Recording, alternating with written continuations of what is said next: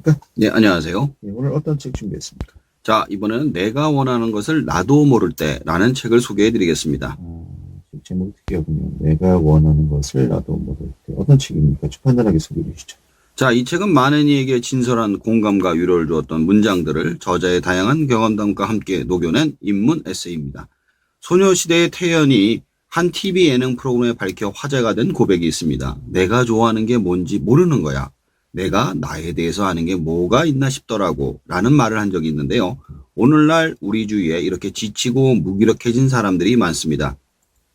이 책의 저자 전송환은 내 마음을 알아주는 문장을 만나는 일이라고 합니다. 그런 문장을 만나면 마치 깊은 속마음을 들킨 것처럼 깜짝 놀라게 되고 꽁꽁 숨겨왔던 자신의 진짜 마음을 다시 살피게 되는 그런 책이라고 합니다. 네. 이 장르가 인문 에세이인데, 이 책을 쓴 저자, 어떤 작품을 썼는지 좀 소개해 주시죠.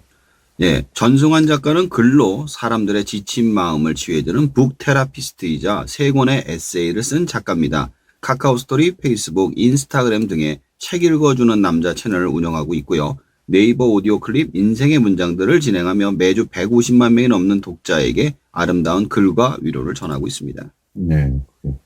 자, 책 속으로 좀 들어가죠. 어떤 내용들이 나옵니까?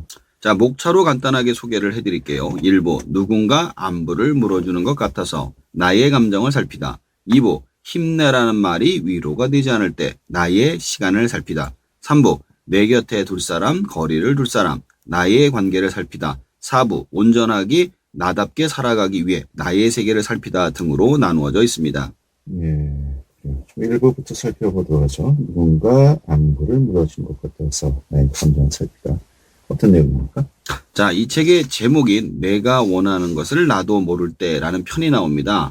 이렇게 이야기를 해요. 우리는 살아가면서 행복하려고 살아간다고 이야기를 합니다. 그런데 행복하려면 내가 정확하게 원하는 것이 무엇인지 알아야만 하죠. 근데 우리는 살면서 솔직히 우리가 정확하게 원하는 것이 무엇인지 모를 때가 많습니다. 게다가 내가 원하는 것이 수시로 바뀌기 때문에 모르는 것일 수도 있죠. 그래서 내가 원하는 것이 무엇인지 끊임없이 찾아야만 한다고 합니다. 그렇게 찾은 것이 나에게 행복을 줄 수 있기 때문이죠. 어쩌면 삶은 끊임없이 내가 원하는 것을 찾아가는 것 자체가 아닐까 하는 생각을 하게 된다고 합니다. 그리고 내가 원하는 것은 항상 나의 감정에 따라 변화하는 것이기 때문에 나의 감정을 확인하는 것이 내가 원하는 것을 찾기 위한 제일 중요한 일이 아닌가라는 이야기도 나오고 있습니다. 자, 2부죠. 힘내라는 말이 위로가 되지 않을 때 나의 시간을 살피다. 어떤 내용이죠? 여기서는 경험담이 나오는데요. 여기서는 힘내지 않아도 괜찮아 편의 이야기가 재밌습니다. 저자가 회사를 다닐 때 신입사원으로 할 일이 없어서 멀뚱멀뚱 앉아 있는데 상사가 와서는 할 일이 없으면 경쟁사 분석이나 해보지 라는 말에 분석을 시작했는데 뭘 해야 하는지 어떻게 해야 하는지 알려주지도 않고 시키다 보니 컴퓨터 앞에서 몇 시간을 확인을 했는데 이게 맞는지 알 수가 없었다고 합니다. 그래서 상사한테 가져가 보니 이렇게 말을 한다고 그래요. 열심히 했네. 조금만 더 해봐. 문제는 이게 언제 끝이 날지 알 수가 없는데 그럴 말만 해서 답답하기 그지없는 이야기를 합니다. 세상을 살다 보면 아무런 감흥 없이 무조건 잘 될 거야. 힘내. 라는 말을 들을 때가 많습니다. 아니면 왜 최선을 다하지 않았어라는 책망이나 자책을 하게 되죠. 그럴수록 자신의 한계를 인정하면 마음이 편해진다고 합니다. 내가 내 능력을 다 발휘하지 못한다고 생각을 할 때 더 괴로워진다는 점이죠. 따라서 내가 못하는 것을 알면 쉽게 나를 회복할 수 있는 일에 집중할 수 있다는 이야기를 합니다. 결국 나와 내 능력을 잘 살펴서 시간 배분을 잘하는 게 중요하다는 점을 알려주고 있습니다. 3부를 보죠. 내 곁에 둘 사람, 거리를 둘 사람, 나의 관계를 살피다. 그 사람과의 관계를 좀 이야기하는 것 같군요. 그렇습니다. 자, 여기서는 모든 인연에는 끝이 있다 하더라도 라는 편의 이야기가 나옵니다. 이 부분에서는 피천득의 인연의 한 문장을 인용합니다. 그리워하는데도 한번 만나고는 못 만나게 되기도 하고 일생을 못 잊으면서도 아니 만나고 살기도 한다. 이 문장은 피천득 작가가 도쿄로 유학 갔을 때 만난 인연에 대해서 다룬 글입니다. 그러면서 좋은 인연들을 눈앞에 두고도 그렇게 일어나지 않을 걱정만 했는지 후회를 하죠. 인연이면 헤어지려 해도 이어지고 인연이 아니면 애를 써도 헤어진다는 건 정말 맞는 말이라면서 인연이라고 생각하지 않았는데 곁을 지켜주는 사람이 있다는 점을 알아야 한다고 이야기를 합니다. 우리가 할 수 있는 일은 주위 시선에 신경을 쓰거나 일어나지 않을 걱정할 것이 아니라 우리가 마주하고 있는 인연을 있는 그대로 대해야만 한다고 이야기를 하고 있습니다. 자, 4부죠. 온전히 나답게 살아가기 위해 나의 세계를 살피다. 또 어떤 내용입니까? 자, 이 부분은 제일 마지막 장인 너와 나, 우리는 이 세계와 함께라는 부분을 소개해 드리겠습니다. 이 장에서 저는 에디 프롬의 사랑의 기술의 한 문구를 소개하는 게 인상적이었습니다. 자기 자신에 대한 사랑과 타인에 대한 사랑 사이에 분업은 있을 수 없다.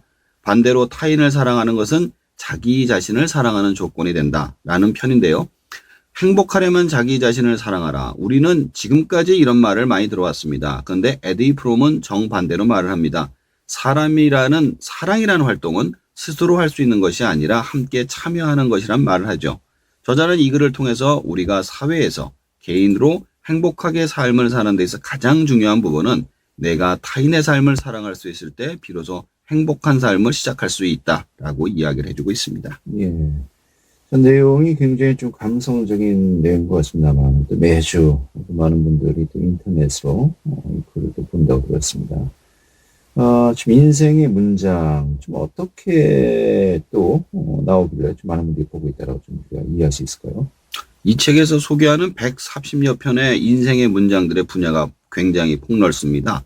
동서양 고전과 철학, 역사는 물론 시, 소설, 에세이 등 다양한 분야에 가려 뽑은 문장들이 담겨 있죠. 요컨대 이 책은 지난 7년간 책 읽어주는 남자로 활동하면서 많은 이들에게 공감과 위로를 전했던 작가의 정체성을 온전히 살린 동시에 그가 가진 독서력의 정수가 담겼다고 볼 수 있습니다. 플라톤, 공자, 섹스피어, 괴테, 루소, 니체, 헤세, 해밍웨이, 보들레의 백석, 허수경, 이혜인 등 시간과 공간을 넘어서 인생에 대해 날카롭고 명쾌한 통찰과 지혜를 전한 이들의 목소리에 귀를 기리다 보면 어느새 일상에 찌들고 지치고 무뎌진 얼어붙었던 온몸의 감각이 조금씩 깨어나는 것을 느낄 수 있게 해준다고 합니다. 이 책 보면서 어떤 생각을 또 하게 되었습니까? 제가 상당히 분석적이면서 현실적인 글을 좋아하는 편입니다. 솔직히 이런 책 별로 안 좋아해요. 근데 이게 또 베스트에 또 올라갔더라고요. 가지고 와가지고 읽어봤는데 굉장히 감성적이고 인문학적인 이야기를 달고 있어서 그 부분은 약간 좀 괴리가 있었습니다. 근데 책을 읽다 보니까 저자의 넓은 독서력이 느껴지더라고요. 그러면서 이 책들의 문장을 이렇게 해석을 하니 정리를 하니까 전혀 다르게 해석이 될 수 있구나라고 느끼게 되었습니다. 많은 유명한 작가와 책 속의 문장들로 힐링을 받고 싶은 분들께 추천을 하고 싶습니다. 알겠습니다. 잘 들었습니다. 고맙습니다. 감사합니다. 네, 안전 작가였습니다.